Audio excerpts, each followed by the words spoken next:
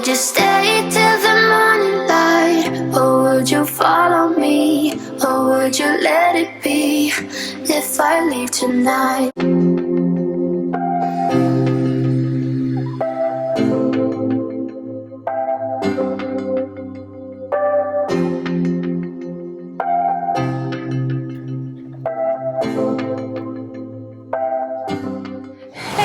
Welcome back to the channel. I hope you're doing great. I hope you are having a blessed day. Today's video, I'll be addressing a lot of questions you guys have been asking me as regards my relocation, my admission, my visa, how I got funding for my studies, accommodation, and all that good stuff. So I said I will make that video for you guys because I know a lot of people watching my channel are within my age range, and I know that a lot of you guys want to pursue a master's program either this September or next year. First of all, before I start anything, I just want to put a little disclaimer. I am not an agent. I am not a specialized advisor in immigration or getting admission for people to school. I am literally just going to talk about my personal experience and all of the things I did. There might be some things that might have changed. I'll actually also advise you to do your own research as well. I personally didn't get an agent. I did everything myself. For this video, I'll be dividing it into 3 sections. 1, school selection. 2, my visa application, and then 3, travel requirements. So I'll be starting with school selection. A lot of people ask me like how and why did I choose Imperial. I got to know Imperial first from a colleague at work. She was really smart. She told me about how she was doing her undergrad at Imperial College London. So that's how I actually got to know about Imperial. I did my research about the school and I realized that they actually had very high rankings. So at the back of my head I had Imperial. But when I was doing my applications, I don't know if I have said this in a previous video, I applied to a Canadian school, and the Canadian school was my first choice. And in the UK, there are different types of schools. So you have Russell Group schools. Russell Group schools are similar to like Ivy League schools. They're pretty much the same thing. And then there are other schools as well that are really affordable, but they give high quality education. I did a little bit of research as regards to school and how it fits into my long-term plans. Their strategic marketing program is ranked number 3 in the QS World University rankings. So I was like, yeah, they should be good. I pretty much selected my schools based off rankings and based off like my long-term goals. Another reason why I chose ICL was because ICL literally rings a bell amongst top employers in the UK. If you want to select schools as well, I would actually advise you to select schools based off ranking. Check job prospects. If you are also looking at a budget, check for affordability as well. I went to their portal to make my applications, and there were a list of requirements that I needed to fill in my applications. And for this first part of the video, school selection, I'll be talking based off ICL. When I get to the visa application part, it's been more generic. I strongly believe that the requirements should also apply to some other schools in the UK. I literally had to pay an application fee of £85. I needed to get references. I needed to upload my full transcript, GMAT or GRE, but it's not compulsory. I didn't do GMAT. I didn't do IELTS and all of that. A lot of people were like, are you serious? You didn't do GMAT? Yeah, I didn't do GMAT. I didn't do GRE. I didn't do IELTS. For my English, I literally just uploaded my WAEC results. Another thing I needed to upload was my personal statement. I believe my personal statement was so strong because I took time to write it. I also uploaded my CV, and then you have to upload a compulsory English language test, and what I uploaded was my WAEC. I used my WAEC. If you don't have a good WAEC, you can use a good NECO, but you do not need to write IELTS if you're applying from Nigeria. Also, thinking about it now, I feel like if your grades weren't so strong for your undergrad, you probably might want to write GMAT so that you have a stronger application. For my references, I got 2 references. I got a reference from my undergrad, and then I got a reference from my employer at work. Once they receive this, they'll actually screen it, and if you're good to go, if you meet their criteria, they'll actually invite you for their interview. I can remember when I did my interview, I was so nervous. So nervous. I literally wore suits and was like, I am gonna pass this interview. You think I was about to go for a job interview at a bank or something, but I took it really seriously. A lot of people that I do not know personally, they've been sending me DMs asking me how the interview went.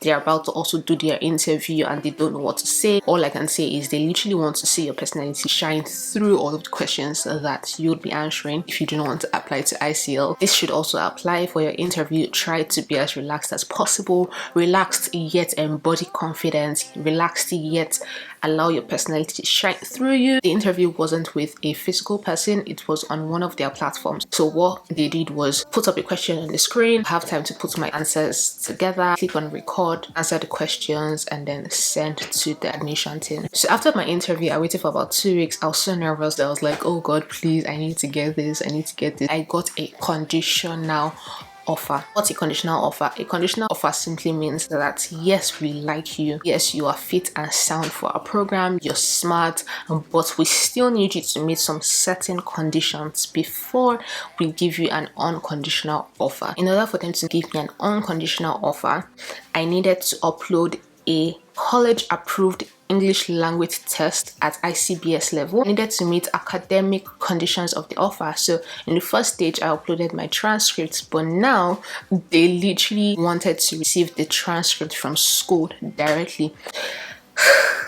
I had not been to Babcock in like forever. I needed to get someone in school to help me go to the registry, fill out a form, and help me get to Babcock to send my transcript directly to them, because a lot of people may have fixed their transcript or something. And the last one, UK and money, they love money.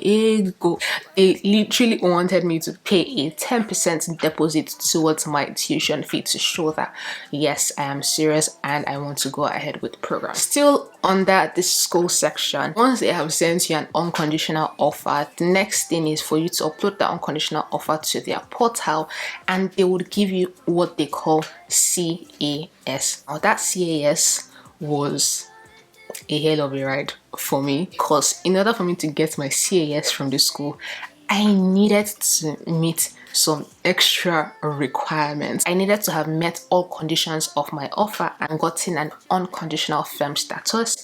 I needed to have indicated interest in the Tier 4 student route visa. I needed to provide them with a colored copy of my current passport, and then if you're under the age of 18, you must have completed and submitted what they call the minors declaration. So I think that's pretty much everything under the first stage of my school selections. The reason why that CAS is very important is because that CAS is what you would use to apply for your visa, and that takes me to the next part of the video.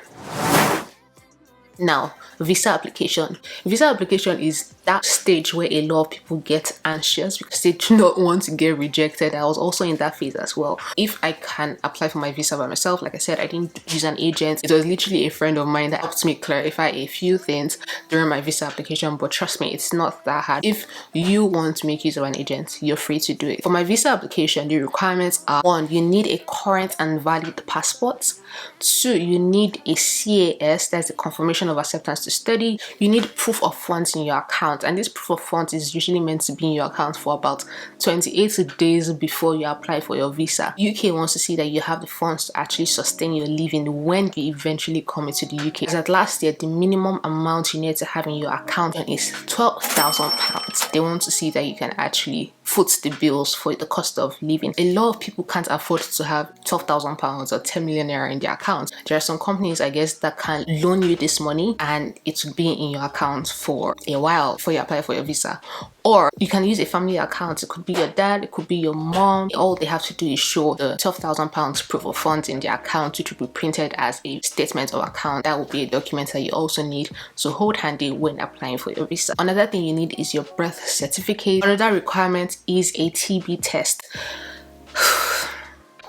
If you're applying for UK visa, my dear, especially if you're applying from Nigeria, I beg you in the name of God, please, can't do your TB test at just any place. You have to do your TB test in a UK approved place. You can't go to any hospital and just do a TB test and use it to apply for a visa. No, they would reject your visa. You either have to go to IOM Ikeja or any other IOM to do your TB test. One issue I had that also delayed my visa was the fact that I did not get an early date to do my TB test. I think I literally did my TB test a week before my visa application. So if you know that you plan to travel this September, or you know you plan to travel next year, please, I beg you, once the portal is open, get an early date so that you know that you get your tests done and you get it out of the way, because it's actually a requirement. Other requirements you need is a written consent from your financial sponsor or your parents.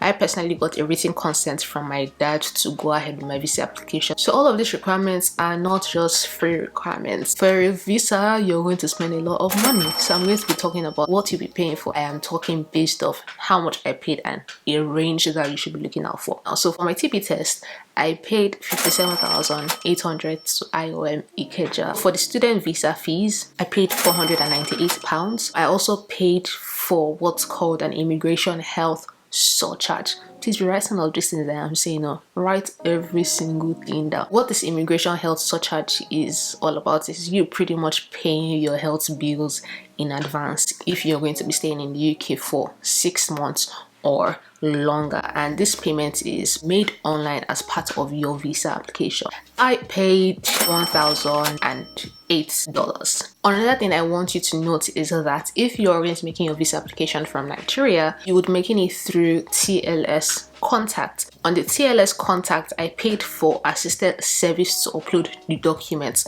You have the option to self-upload your visa document yourself, but I decided to get assisted service, and assisted service is 11,700 naira. I selected assisted service because I wanted a situation whereby they would go through my documents, and if anything was missing, they would tell me. If you have extra money to spare, you can choose assisted service to upload your document. The price may have increased. Like I said, this is based off my own personal experience. And then in terms of visa application, you can also pay to determine the timelines you want to get feedback. You have the standard service, you have the priority service, and then you have the super priority service. The standard service is literally your student visa fees, and like I said, I paid $498. That's the standard service, and it takes 3 weeks for you to get feedback on your visa. If you don't have that much time, you can pay for a priority service. A priority service is 7 days, 7 working days to get feedback on your visa, and that costs £500. So you can pay an extra 375,000 naira to go for the priority service, meaning that you get feedback on your visa within 7 days. The next one is super priority. Super priority means you get your visa within 24 hours, and it costs £956. I personally went for the super priority service because, like I mentioned earlier, my CAS was delaying, my passport was delaying, and I literally had school resuming the next week. And then when you're making your visa applications in Nigeria, there are different places for you to make your visa applications. You can make your visa application in Ikeja, you can make it in Villa, you can make it in Abuja, depending on your location and your preference as well. I think for Ikeja, you have to pay to use their service. I don't know why, but I know that I remember doing a walk-in service, so you can actually decide to book an appointment or just pay to walk in and get them to offer their services to you. Once you've done all of that, on the TLS website, you're able to actually track the progress of your visa. So when it's actually ready for you to know whether you got rejected or you got accepted, or whether your visa was successful or not successful, they'll send you an email telling you to come to the TLS office to collect your passport. And when you're coming to the TLS office, they will literally send you a mail stipulating all of the things that you need to bring along. So in the mail they sent to me, I had to bring my original TLS contact application checklist. So this is something you actually download from the website during your visa application. You have to bring original copy of your photographic ID, a copy of your photographic ID, and a copy of your birth certificate. That's if you're collecting in person. If you have a representative that you need to help you collect your passport, there's also a checklist for you to follow. What you're actually collecting is your passport with a vignette sticker in it. When it was time for my visa collection, I was so anxious. I was just like, God, please, I beg you, like, it just has to be successful. Your actual visa will be sent to the UK. It's called a BRP. During your visa application, you need to put out an address where you want that BRP to be sent to. My college, I still advised that I put their address for my BRP collection. Now we are done talking about visa application. You've collected your visa and you're ready, you've carried your school bag and you're ready to get into the UK, get that distinction, get a job, achieve your goals and all that good stuff. It's time to travel.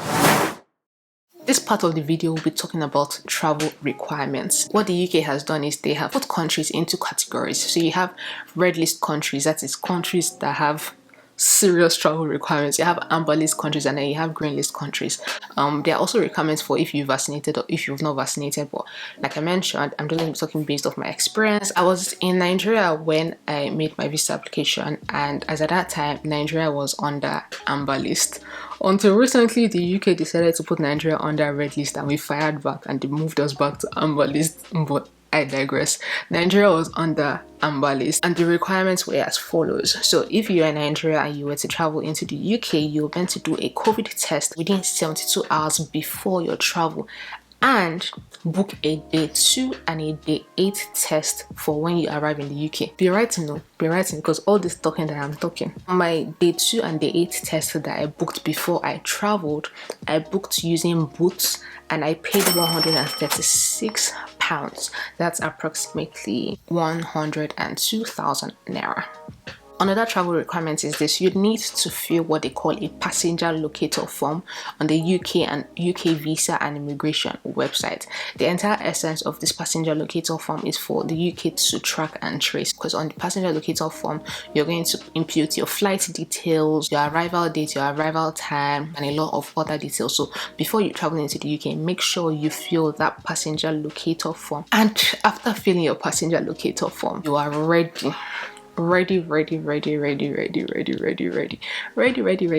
to buy your tickets to enter into the UK. When buying your tickets, one thing I'll advise you to do is buy your tickets way ahead of time. The closer you buy your tickets to your travel dates, the more expensive it becomes. Another thing to take into consideration is if you want a cheaper flight, you can take a longer route or a longer journey. So for example, instead of going from Nigeria to London straight, you can do Nigeria, Qatar, London, something like that. Now, I have spoken about school selection, I have spoken about your visa application, and then I have spoken about travel requirements. But now I'm going into the extras.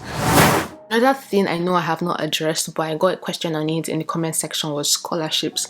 For scholarships, if I'm being very honest with you, I do not have that much information on scholarships to actually provide concrete step-by-step process on how to secure scholarships, and that's because I didn't make use of scholarships during my application process. And to be very honest, I honestly wish I did, because that would have cut off a lot of cost. I made use of the self-funded route and I thank God for family, but I strongly advise that if you want to study in the UK, do not waste time. If you want to study in the UK and you want to get funding and you want to get a scholarship, start doing your research now. Now that you're watching this video, start doing your research now to get a list of scholarships that you may want to apply for, and it's necessary that you do that way ahead of time so you have ample time for it. The idea of me doing my master's program came in January 2021. Most of the scholarships that I could apply for, their deadline was in 2020. Start searching for them now. I can do some research and probably do a video on scholarships that you can apply for. Another thing that I will be talking about would be accommodation. You guys, UK is expensive, or London especially is expensive. I'm so glad and lucky that I kind of like have family here that I was able to settle in with. I'll strongly advise you that if you want to get accommodation in the UK, or if you're coming to school in London, I advise you to get an accommodation that is first of all close to school and a place that is common to also find students and like minds as well. This is because you're not coming to the UK just to get good grades and leave. You need to come into the UK to get good grades, get good networks, and make friends. Top employers here in the UK often hire based off recommendations. So if you're just here for the grades, you don't network, you don't make friends, like how would you get recommendations? Sometime during last session, the African Business Club had their first meeting and I decided to go there, make friends and network. Some people that I have met there, they are now friends. And I can remember like last week, one of my friends, he literally texted me about like a job opening. He told me about what to do, what not to do, resources, and I was really appreciative of that. So if you don't have networks, like how are you going to survive? In conclusion, because I know that I have been talking a lot. I would like to re-emphasize, do more research on all what I have said, because there might be recent updates that I am not aware of, and there might be tiny details that I must have left out. Another advice I'll give you would be that you should set goals. Are you coming here to stay temporarily? Are you coming here to stay permanently? Do you plan to get a job? Do you plan to go back to Nigeria? Do you plan to make friends? Do you plan to build networks? Like, have a clear goal on the why. Why are you coming to UK? When you have a clear goal, you're able to make decisions that actually help take you a step further to achieving your goal. Lastly, but the most important, when you're making decisions, please include God in your decisions. Like, I cannot overemphasize how important it is. I'm very sure in my relocation video, I shared a testimony about how God was literally guiding me step by step along the way, and how he sent someone to literally give me confirmation on certain things that he has spoken to me about. But please include God in all of your decisions, so that your stay here is actually according to his will and guided by the plans that he has put together for you. I was thinking of putting together a document where I actually do like a checklist of all of these things. If you guys are interested in that document or an ebook, please let me know in the comment section. I'll definitely do it for you guys. If you plan to come to the UK this September, drop a comment down below saying that I'll see you soon. I read them, I respond to every single comment, and yeah, I think I have said a whole lot. I guess. Anyways, thank you guys for watching. If you have any more questions, please drop them down in the comment section and I will definitely answer them. Okay, I love you guys so much. Please click on the subscribe button if you haven't subscribed. We need to build the community. Please click on the subscribe button if you haven't subscribed, and I'll see you in my next video. Love you guys so much. Oh, that I said all these things, but now when you're with her, I can see that you miss me. I just